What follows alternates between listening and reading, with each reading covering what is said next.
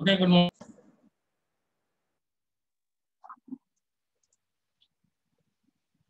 Okay, good morning to all of you. आज के object oriented programming की इस क्लास में यानी UPS की इस क्लास में हम लोग जो टॉपिक देख रहे हैं उसका नाम है टाइप ऑफ कंस्ट्रक्टर। हम लोगों ने प्रीवियस क्लास में देखा था कंस्ट्रक्टर क्या होता है, कंस्ट्रक्टर कितने टाइप का होता है, कंस्ट्रक्टर की कैरेक्टरिस्टिक क्या होती है, और सब बेस्ट हम लोगों ने कुछ प्रोग्राम भी देखा था कंस्ट्रक्टर कैसे बनता है। आज हम लोग देखेंगे कंस्ट्रक्टर का जो डिफरेंट टाइप्स है, जो 4 टाइप के बारे में मैंने बात किया था, जिसको मैंने बताया था dummy constructor, default constructor, parameterize constructor और कॉपी कंस्ट्रक्टर। ये चारों जो कंस्ट्रक्टर के बारे में मैंने बताया था, इन चारों के बारे में आज हम लोग बात करेंगे एक एक करके। तो सबसे पहले हम लोग देखते हैं डमी कंस्ट्रक्टर क्या होता है।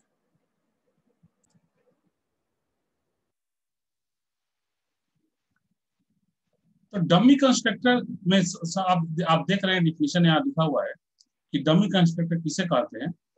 तो when a class having no constructor,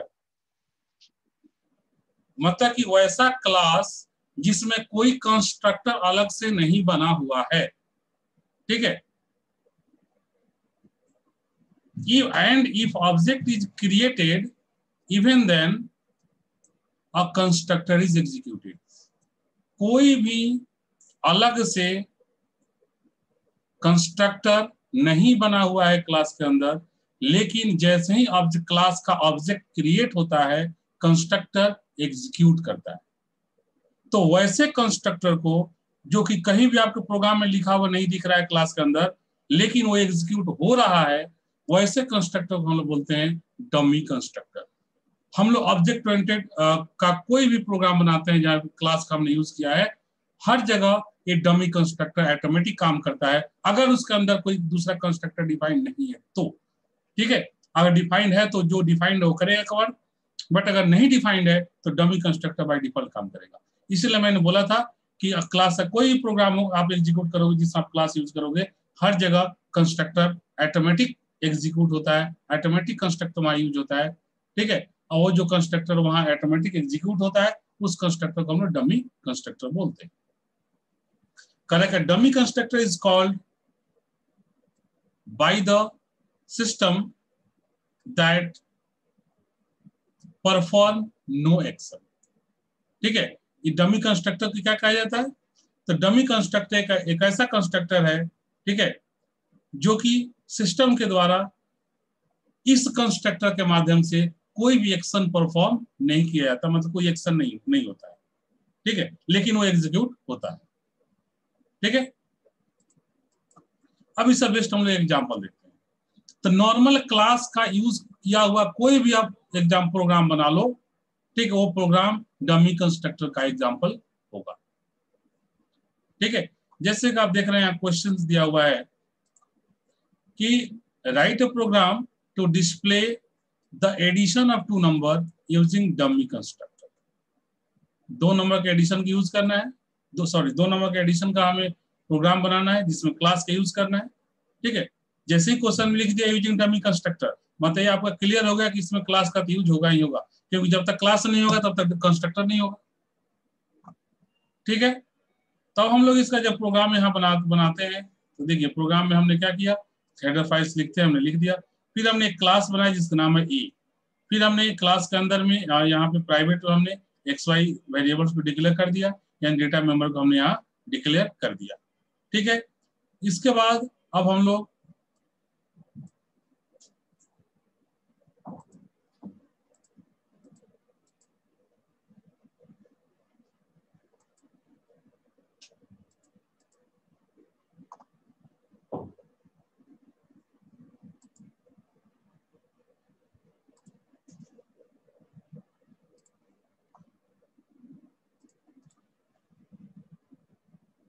देखिए, इसके बाद हम लोग पब्लिक में गए और void गेट डेटा नाम का एक फंक्शन बनाया, ठीक है, जिसके अंदर हमने क्या किया, एक्स और वाई के वैल्यू को हम लोग रीड कर रहे हैं, और एक दूसरा हमने यहाँ बनाया फंक्शन जिसका नाम है void डिस्प्ले, और इसमें हमने वैल्यू को डिस्प्ले करा दिया, फिर क्लास को हमने क्लोज कर दिया, ठीक है, फिर हमने क्लास को यहाँ क्लोज कर दिया, और क्लास को क्लोज करने के बाद हमने अब यहाँ क्या किया, देखिए void main नाम का यहाँ जो फंक्शन हमने बनाया, हमने void main नाम का फंक्शन बनाया और मेन के अंदर हमने क्लास ए का एक ऑब्जेक्ट यहाँ पर डिक्लेयर कर दिया। जैसे ही हमने क्लास ए का ऑब्जेक्ट डिक्लेयर किया जिसका नाम है ई, तो वहां पर एक कंस्ट्रक्टर एग्जीक्यूट होगा हमारे मेन प्रोग्राम में।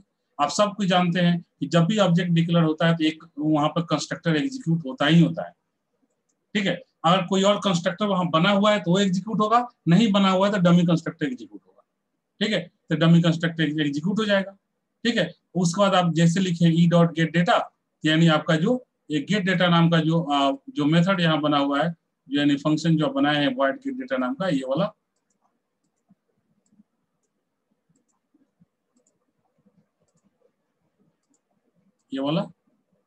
ठीक है, इसका कुछ पोर्शन नीचे लिखा हो तो ये क्या होगा, ये एग्जीक्यूट हो जाएगा। और इसके अंदर में क्या लिखा हुआ है, तो इसके अंदर में लिखा हुआ है enter the value of X Y. Enter the value of X Y आपके स्क्रीन पर छप जाएगा, ठीक है। यानी ये जो टर्म लिखा हुआ है ये आपके स्क्रीन पर छप जाएगा और आपको पता चल जाएगा कि 2 वैल्यू देना है। आप 2 वैल्यू इंसर्ट करेंगे तो पहला वैल्यू एक्स में चला जाएगा और दूसरा वैल्यू वाई में चला जाएगा, ठीक है। इसके बाद हम लोग क्या करेंगे, इसके बाद हम लोग यहाँ पे अब void डिस्प्ले नाम का फंक्शन यहाँ पर देंगे, ठीक है। अब देखिए void डिस्प्ले नाम का फंक्शन हम लोग यहाँ पे देंगे। अब void सॉरी उसके बाद हम लोग यहाँ पे आगे आएगा और ई डॉट डिस्प्ले। अब क्या होगा, ई डॉट डिस्प्ले यहाँ से कॉल होगा, तो जैसे ई डॉट डिस्प्ले कॉल होगा तो क्या होगा हमारा, उसके बाद ये void डिस्प्ले नाम का जो हमारा मेथड है अब ये एग्जीक्यूट हो जाएगा। हमें आउटपुट में लिख देगा सम इक्वल टू, और जो भी एक्स वाई को ऐड करके जो वैल्यू आएगा वो यहाँ पर छाप देगा, ठीक है।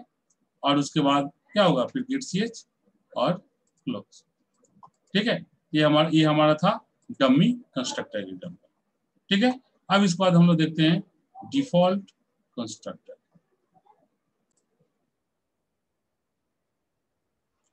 नाउ तो अब हम लोग दूसरा देखेंगे दूसरा टाइप कंस्ट्रक्टर का, जिसका नाम है डिफॉल्ट कंस्ट्रक्टर।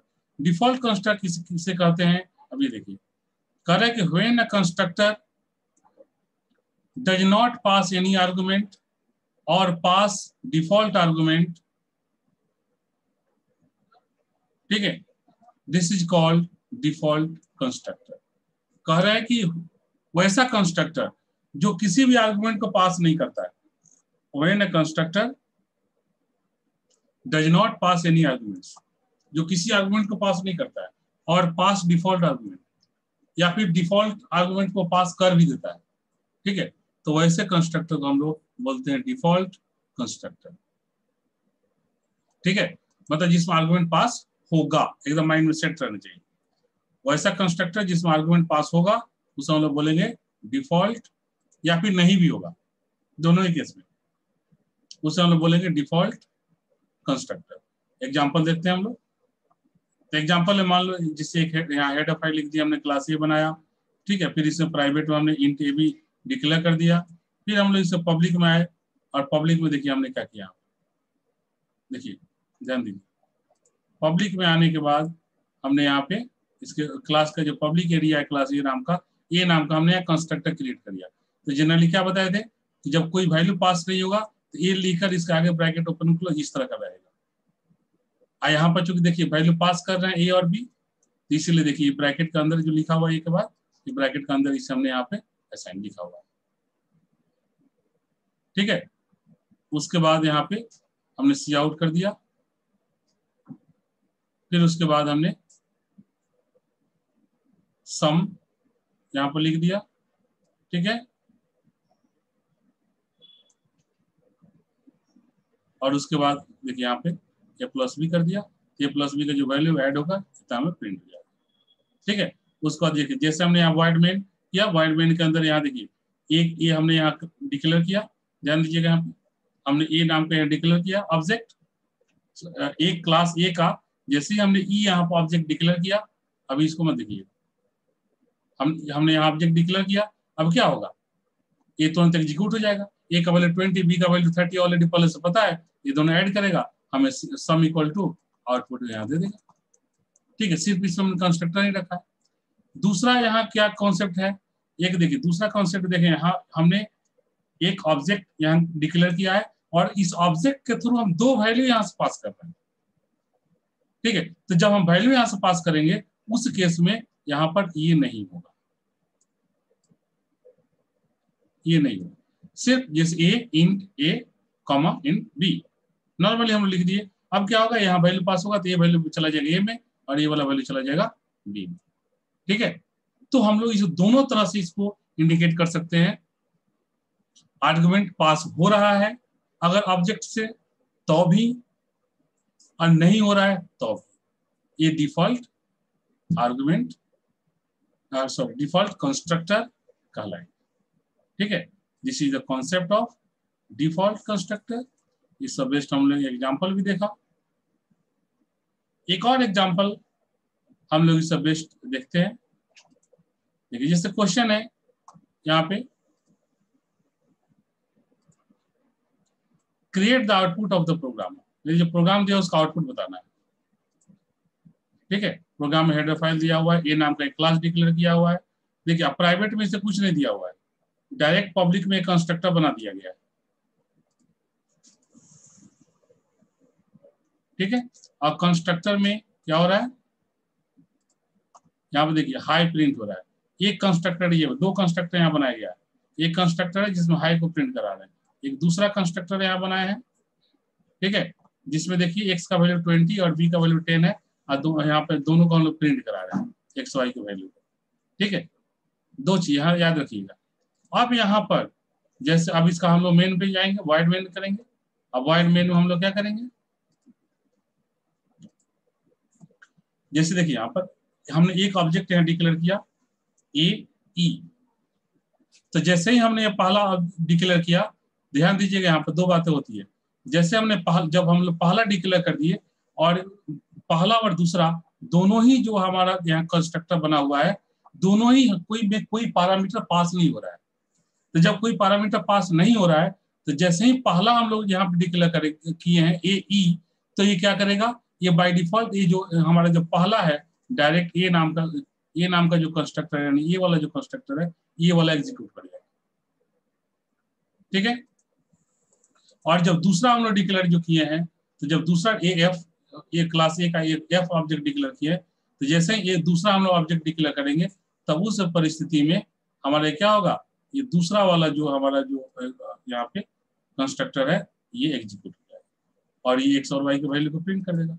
तो हमारा आउटपुट क्या आ जाएगा, पहला का आएगा हाई, ठीक है, दूसरा का क्या है एक्स वाई प्रिंट कर रहा है, एक्स का वैल्यू 20 और लाइन चेंज होकर दूसरा वाई का वैल्यू प्रिंट हो रहा है, तो वाई का वैल्यू 10। तो ये हमारे आउटपुट में आएगा हाई 20 10, ठीक है। देखिए नीचे आउटपुट लिखा भी गया होगा, देखिए यहाँ लिखा हुआ भी है हाई 20 10, ठीक है। तो ये है, ये हम लोगों ने आज दो टाइप